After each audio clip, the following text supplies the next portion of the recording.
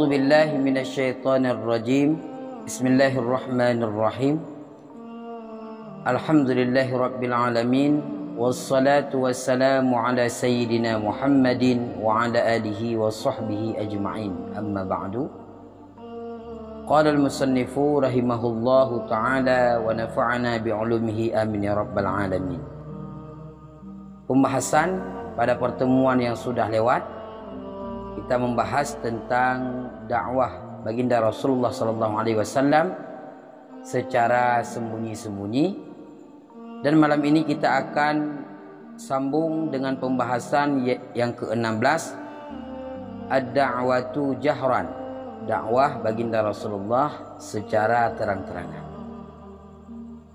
Bismillahirrahmanirrahim. Istamarratid da'watu sirriyatu thalatha sanawat ajaba fi asna'iha katsirun minal ashrafi wal mawali. Berlalulah dakwah baginda Rasulullah SAW secara sembunyi-sembunyi selama 3 tahun, yang menerima pada pertengahannya 3 tahun tersebut kebanyakan daripada orang-orang mulia dan pemimpin-pemimpin. Jadi dalam baginda Rasulullah SAW menyebarkan dakwah secara sembunyi-sembunyi selama 3 tahun, maka kebanyakan yang memeluk agama Islam di saat itu, yaitu pembesar-pembesar daripada kaum Arab dan pemimpin-pemimpin daripada kaum Arab. Jadi pada pertengahan tahun yang ketiga daripada dakwah baginda Rasulullah secara sembunyi-sembunyi, banyak daripada pemimpin-pemimpin, pembesar-pembesar, orang-orang mulia kaum Arab banyak yang memeluk agama Islam.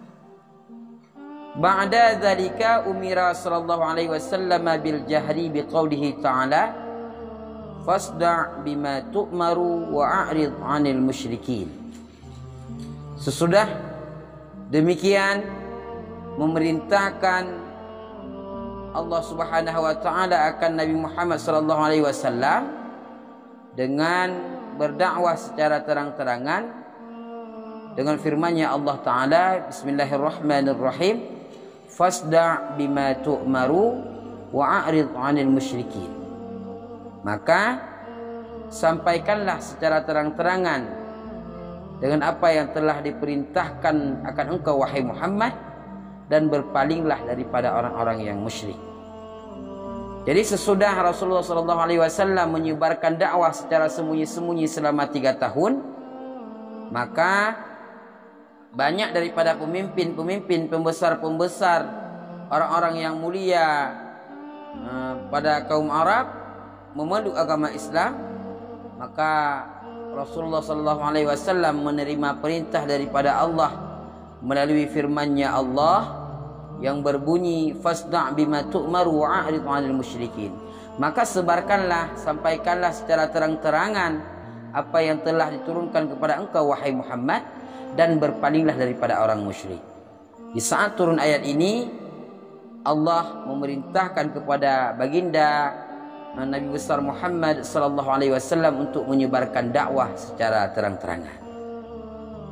Fasa'ida 'ala as-safa wa nada qaumah falamma ijtama'u qala lahum hal tusaddiqunani fima ukhbirukum bih faqalu jami'uhum na'am ma jarrabna 'alaika kadhiban mundu nash'atika ila al-an faqala sallallahu alaihi wasallam anqidhu anfusakum minan nar inni nadhirun lakum min 'adzabin syadid.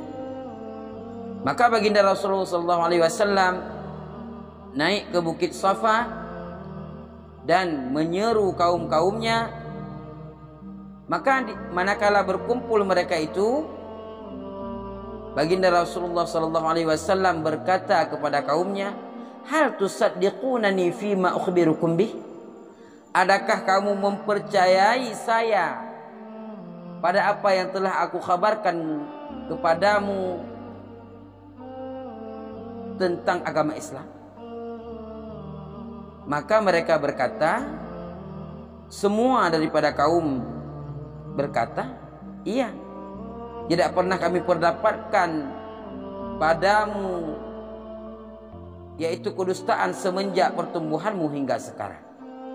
Maka baginda Rasulullah SAW berkata, anqidhu anfusakum minan nar, bebaskanlah, lepaskanlah dirimu daripada belenggu api neraka. Inni nadhirul lakum min azabin syadid, sesungguhnya aku yaitu yang memberi peringatan bagimu daripada azab yang pedih. Jadi di saat baginda Rasulullah SAW mendapatkan perintah untuk berdakwah secara terang-terangan, maka baginda Rasulullah SAW naik ke atas bukit Safa dan menyeru kaumnya. Di saat kaum Arab berkumpul, maka Rasulullah berkata, apakah kamu mempercayai saya atas apa yang telah aku sampaikan, aku kabarkan kepadamu? Iya. Kenapa? Karena kami semenjak kecil tidak pernah melihat kamu berdusta, wahai Muhammad, hingga sekarang. Maka Rasulullah SAW berkata kepada kaumnya, anqidhu anfusakum minan nar, bebaskanlah, lepaskanlah dirimu daripada belenggu api neraka. Inni nadhirul lakum min azabin syadid, sesungguhnya aku memberi kabar peringatan bagimu daripada azab yang sangat pedih, yaitu orang-orang yang mau memeluk agama Islam akan dibalas dengan syurganya Allah, dan orang-orang yang tidak mau memeluk agama Islam, yang masih berbuat maksiat kepada Allah Subhanahu wa taala, akan mendapatkan azab yang pedih. Itulah ajakan yang diserukan oleh baginda Rasulullah sallallahu alaihi wasallam. Faqala lahu ammuhu Abi Lahab, tabban laka ya Muhammad, ali hadza jama'tana? Fa'anzalallahu fi haqqihi suratil Lahab, tabbat yada Abi Lahab wa tab, ila hingga akhir.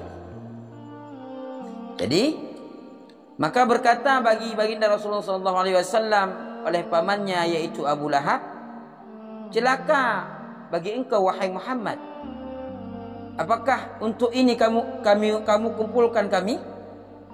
Maka Allah menurunkan pada haknya Abu Lahab surah Al-Lahab yang berbunyi Bismillahirrahmanirrahim, tabbat yada Abi Lahab wa tab, celakalah kedua tanganmu, kedua tangan Abi Lahab, hingga akhir ayat.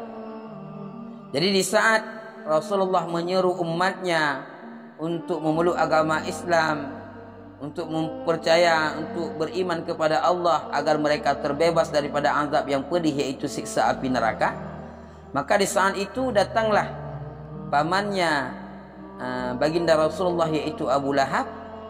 Maka Abu Lahab berkata, celaka wahai engkau wahai Muhammad, celaka engkau wahai Muhammad, apakah kamu kumpulkan kami pada hari ini untuk ini wahai Muhammad?